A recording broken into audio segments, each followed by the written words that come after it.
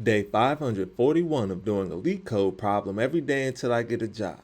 All right, y'all, we're back again another day, another LeetCode problem where we're doing daily LeetCode problems. And today we have question number 2043, simple bank system. The difficulty level is medium, but don't worry because you already know we're going to keep the solution as simple and easy to understand as possible.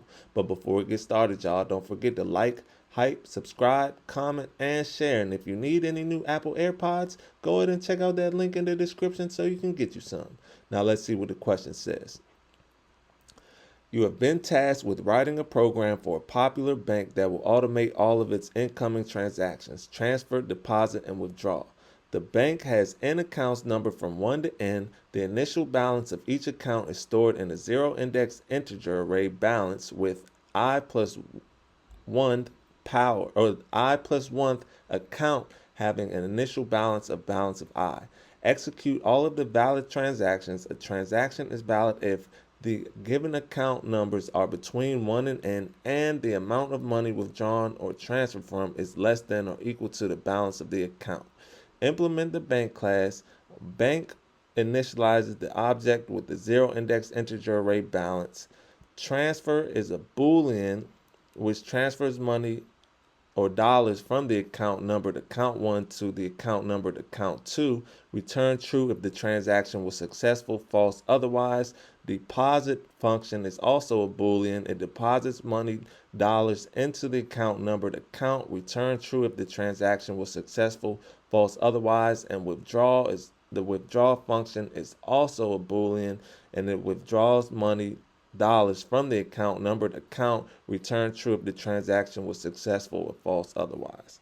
All right, y'all, so that may seem a little bit confusing at first, so let's go ahead and take a look at these examples just to make sure that we're doing this problem correctly. So in example 1, we have our input equals an array of function calls or strings. Each one of these strings represents the function that we're calling. So bank, withdraw, transfer, deposit, transfer, and withdrawal. Then this is the second part of this input. This is still the same input. We have a 3D array. First, we have a 2D array, which represents or initializes the bank accounts and how much money they have in them. So this would be bank 1 has $10 in it, or excuse me, account 1 has $10 in it, account 2 has $100 in it, account 3 has $20, account 4 has 50, and account 5 has 30. Then these arrays right here represent what we are going to be doing when we call these functions. So right now, when we initialize the bank class, that means we are initializing these accounts right here. Then when we call this withdraw function, that means we are withdrawing $10 from account 3. That's what this means. Then when we call this transfer function, that means we are transferring $20 from account 5 to account 1.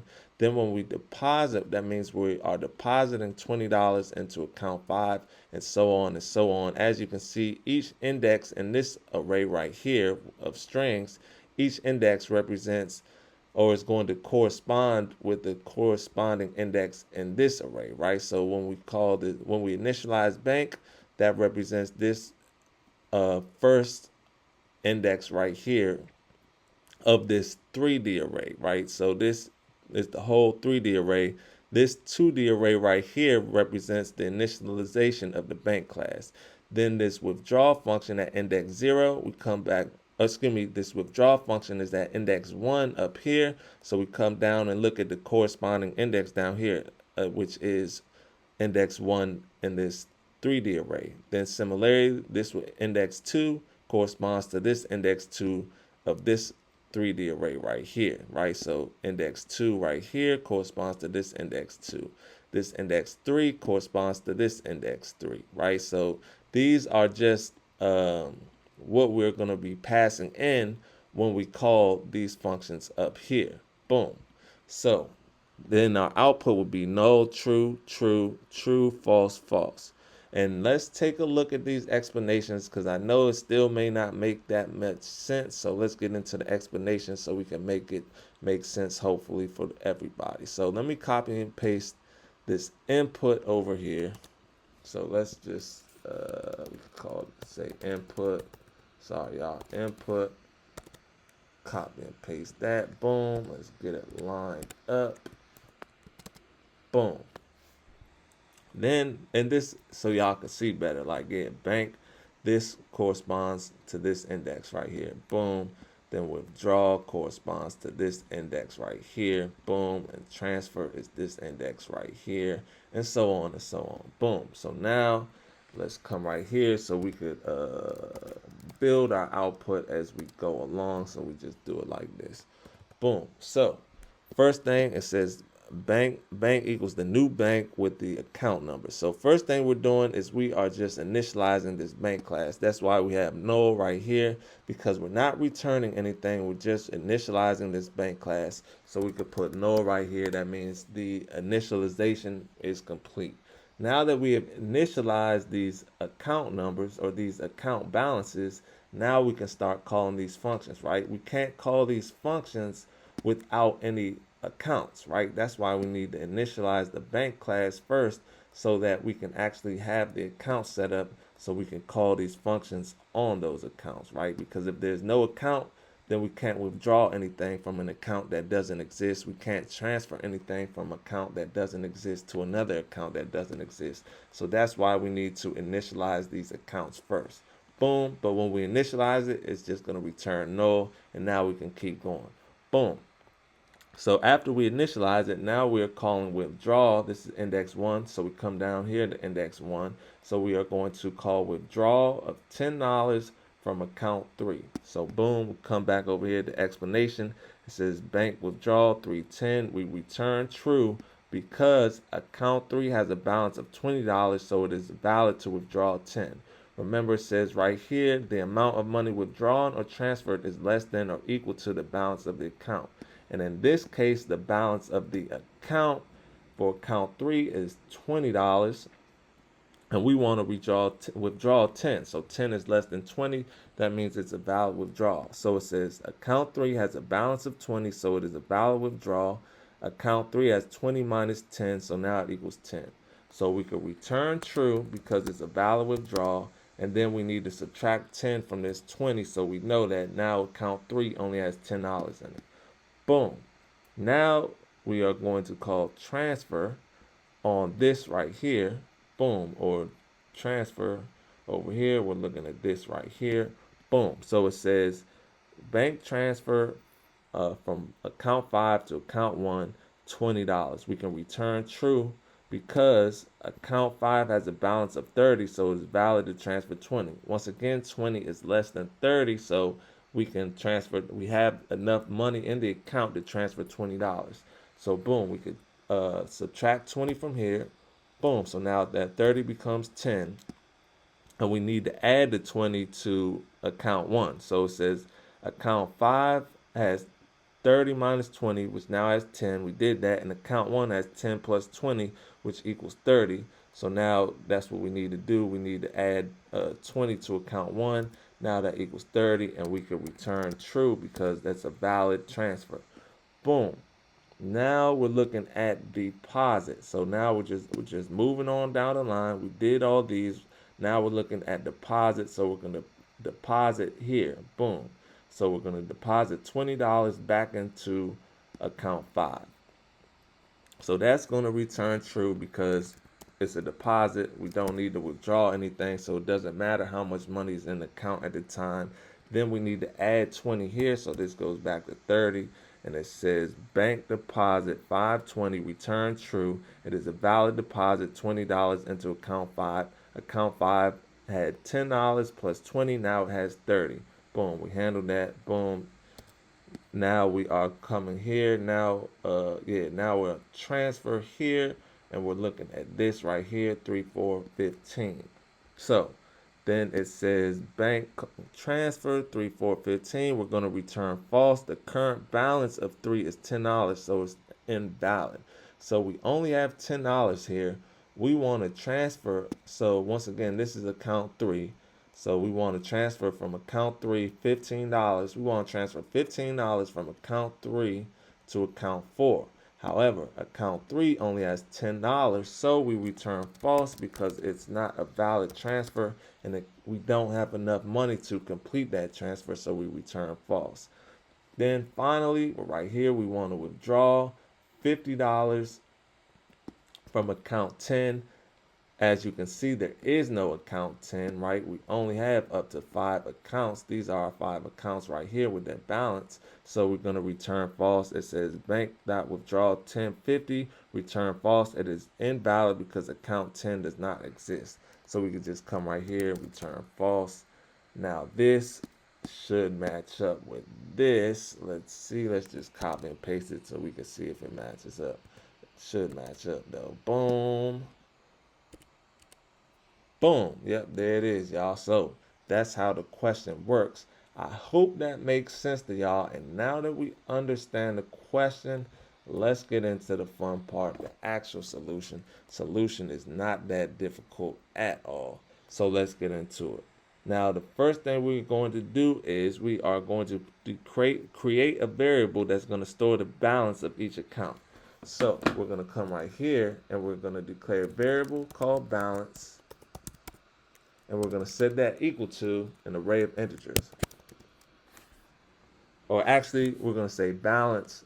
We're not going to set that equal to. We're going to say colon because we're going to initialize it right here. So we don't need to initialize it up here. Boom. Now we need to initialize bank with the starting balances. So to initialize it, we're going to come right here. We're going to say self.balance. We are going to set that equal to balance. Boom.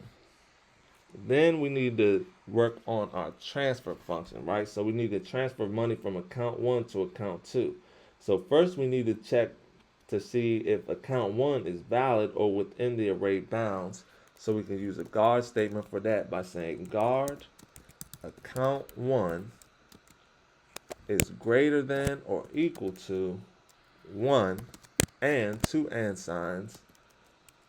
Account 1 is less than or equal to balance.count. Else, we can open up the brackets and we can return false. Boom. Now we need to do the same thing and check if account 2 is valid. So we need to do the same thing. We're going to say guard account 2 is greater than or equal to 1 and 2 and signs. Account 2 is less than or equal to balance.count. Else, open up the brackets, we can return false. Boom. Then we need to make sure account 1 has enough balance to transfer. So we're going to come underneath this and we're going to say guard account. Sorry, y'all. See a typo. Fix that. Boom. Then we're going to say guard.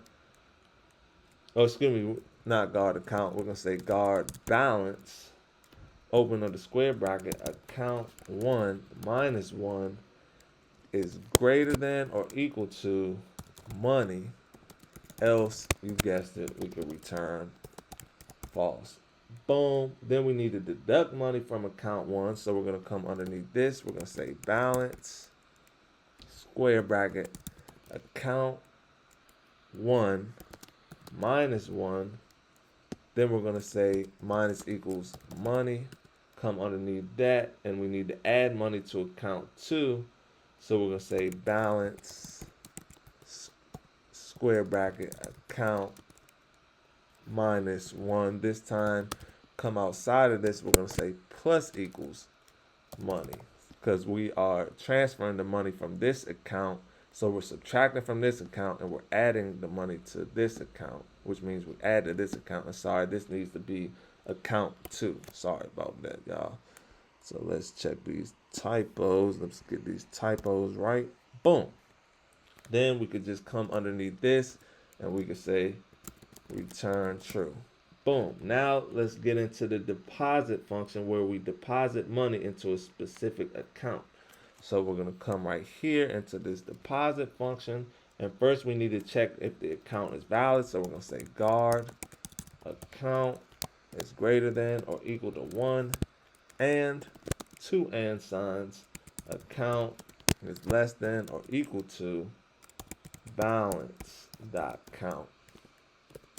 Else, we can open up the brackets, and you guessed it, we can return false. Boom. So let's come underneath this, and we need to increase the balance of that account by saying balance, square bracket, account minus 1. Come outside of that square bracket, and we're going to say plus equals money. Boom. Then we could come underneath that, and all we have to do is return true. Boom. Now finally, last but not least, let's get into this withdraw function, which is going to withdraw money from a specific account. So once again, we need to check if the account is valid. So we're going to say guard account is greater than or equal to 1, and two and signs, account is less than or equal to balance dot count. Balance dot count. Else, we can open up the brackets and return false. Then we need to ensure there's enough money or enough balance to withdraw. So we need to come underneath here, and we are going to say guard balance, square bracket account minus 1. Come outside of that is greater than or equal to money. Else, we can open up the brackets and return false. Boom. Now we need to deduct that amount by coming right here. Oh, sorry, these should be brackets, not square brackets. Let me fix that. Then we could come right here. We can say balance, square bracket, account, minus 1. Then we need to subtract that money because we're withdrawing. So we're going to say minus equals money. Come underneath that, and we can just say return true. Boom, y'all. That should be all she wrote. Let's give it a run before we submit it. Make sure it runs properly. Okay, so we got an error. So let's see. Can account is a let. Let's see. Oh, this should be guard account is greater than or equal to 1. So let's run it again. Make sure it runs properly. It's accepted, so let's go ahead and submit it. Make sure it's still accepted after we submit it. And look at that, y'all. 12 milliseconds means 88.33% of users. Not too bad, not too bad at all, y'all. So with that being said, make sure you get one more look at the code. This is the top part. This is the bottom part. Yeah, y'all, I hope y'all learned something today, and I hope to see y'all here tomorrow for another day, another LeetCode problem. See y'all then.